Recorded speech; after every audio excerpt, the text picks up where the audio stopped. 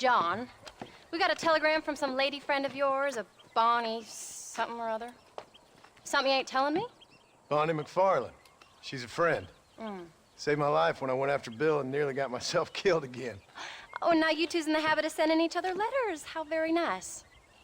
It weren't nothing like that. What's it say? I don't know.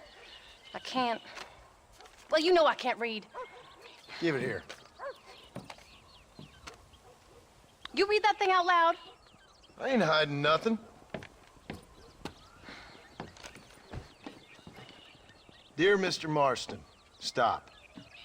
Need corn sacks. Stop. Emergency. Stop. Weevils and moths ate entire county supply. Stop. Can you help? Not exactly the most romantic request now, is it? I guess not. And she saved your life, you say? Yes, ma'am. Well, then you're gonna have to help her and her family out. We've got a plentiful supply of corn sacks over near the silo. About the one thing Uncle didn't manage to have stolen while we was gone. Okay. Hurry back, John. And John, what's she like? You know. A little bit like you, I guess. She's a woman in a man's world.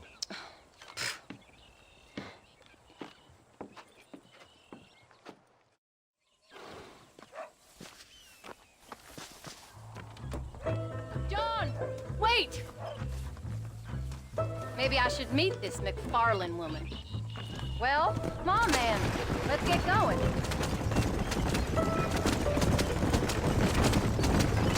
I don't think I can let you go off again without me. Fair enough. I'm glad of the company. You only had to ask. Ask? I was waiting for you to ask me. I thought you'd want to keep an eye on the boy. Oh, while you were off reporting with cowgirls in the next county? I don't think so, John Marston. You only just got home. That Jack's seen enough of me for a lifetime. So, is she married? This Bonnie McFarlane? No. What does she look like? I don't know.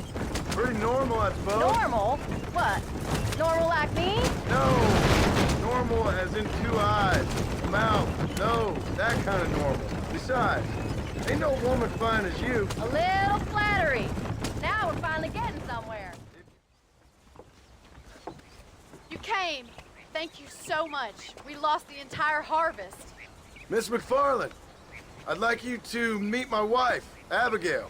Oh, ain't you quite the gentleman all of a sudden? It's a pleasure to meet you, Mrs. Marston. Likewise. Thank you for saving my husband's life. And for teaching the miserable goat some manners, among other things. I didn't teach him anything. I know better than to try to change a man. You should meet my father. Oh, people can change, Miss McFarlane. John and I have to believe that more than anybody.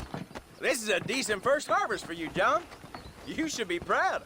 That's good land you got there. How are you feeling, Mrs. Marston? From what your husband told me, it must have been awful for you. I've been through worse, and I knew he'd be back before too long. He can't cook a meal to save his life. Abigail, in my darkest hours, when I was most homesick, just the thought of one of your rat meat stews kept me pushing forward. Well, about as amusing as a weeping saddle sore, ain't he, Miss McFarlane? If you're gonna start yammering about women's work, John, I'd say you might be in the wrong company. I'd say so, too. I never felt so outnumbered.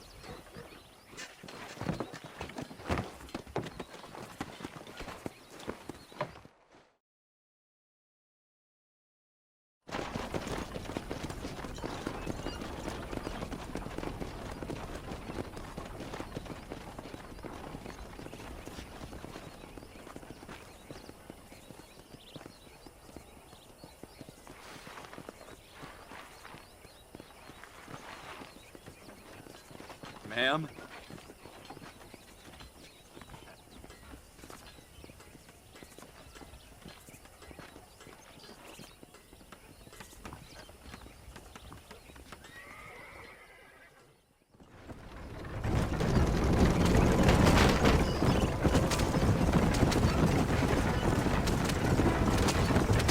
So that was the famous Bonnie. That was her, all right. She's pretty. She's normal, like I said. Well, you always wanted to be a rancher. I'd have thought she'd be just just your thing. The perfect rancher's wife, if I ever saw one. I already got a rancher's wife. I'm only teasing.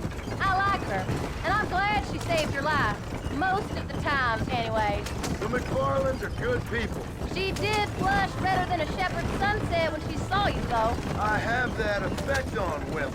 You clearly had one too many blows to the head. You ain't wrong about that, Mrs. Marston. That's quite a ranch they got there. That'll be us someday. As soon as we get back on our feet. I don't know, John. How many times can we start again? An outlaw and a working girl. We ain't exactly farmers. We are now. Forget that life. It's over. Do you really believe that? We have to. It's the only way we'll ever have a future. The life we led, that doesn't go away. It's never over. You think those government men are just gonna leave us alone now? The old gang's dead. I did what they asked. That's it? The life's crime forgiven? We're back together, ain't we? Till they decide you owe them something else. Sometimes I think I was the stupid one for believing I could get out. Maybe Dutch, Bill, and Javier were just being honest with themselves. You ain't perfect, John, and I sure ain't. But you're better than they are. Than they were. Maybe we can't change. But we gotta try, for Jack's sake. Even if we have to start again 100 times. It's better than going back to what we were. How's Jack doing? Angry, pissed. He's been through a lot. I hope he's gonna be all right. It's gonna take time.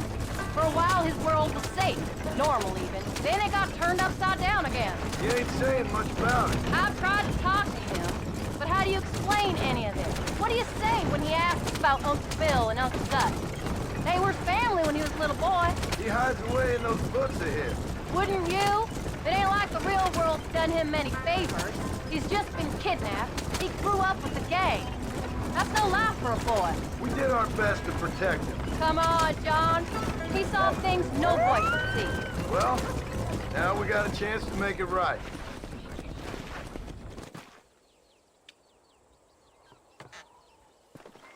We did good today, John. I guess I better go fix us something to eat.